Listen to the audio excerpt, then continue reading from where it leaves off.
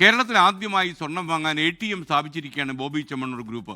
Bobby Chemmanur international ഗ്രൂപ്പിന്റെ തൃശ്ശൂരിലുള്ള corporate ഓഫീസിൽ സ്ഥാപിച്ച ATM ബോബി ചെമ്മണ്ണൂർ ഉദ്ഘാടനം ചെയ്തു.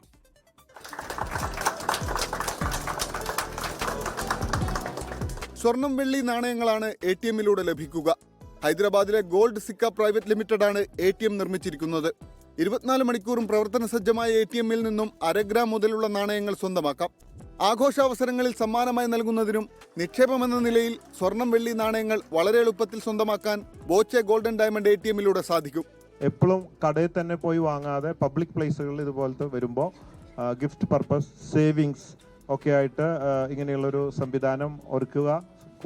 New technology, facilities, innovation always.